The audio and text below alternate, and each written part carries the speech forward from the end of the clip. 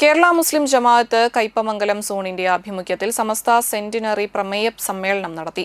3 പീടികയിൽ നടന്ന സമ്മേളനം സയ്യിദ് സൈനുദ്ദീൻ സഖാഫി അൽ ബുഖാരി ഉദ്ഘാടനം ചെയ്തു. PM മുഹമ്മദ് ഹാജി അധ്യക്ഷത വഹിച്ചു. SYS പ്രവർത്തക സമിതി അംഗം സിറാജുദ്ദീൻ സഖാഫി അംഗപ്രഭാഷണം നടത്തി.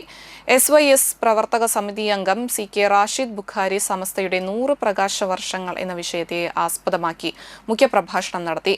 SYS zone president Shihab Edathiruthi, SSF division president Ismail Ashrafi, Sunni range secretary Jabir Saqafi, zone നേതാക്കളായ മുഫ്തിക്കർ അഹമ്മദ്, UB മുഹമ്മദ് അലി, CM മുഹമ്മദ് അലി, നൌഫൽ എടത്തിരുത്തി, മിഥിലാജ് മതിലകം തുടങ്ങിയവർ സംസാരിച്ചു.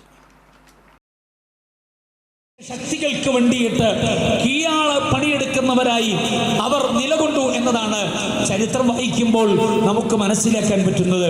കാരണം അവരുടെ ആയുധങ്ങൾ ഏറ്റവും കൂടുതൽ പതിഞ്ഞത് പാരമ്പര്യ വിശ്വാസികളായ അഹ്ലുസുന്നയിൽ വിശ്വസിക്കുന്ന ആളുകളുടെ തലയ്ക്ക് മുകളിലായിരുന്നു എന്ന് ചരിത്രം വായിക്കുമ്പോൾ നമുക്ക് കാണാൻ കഴിയും.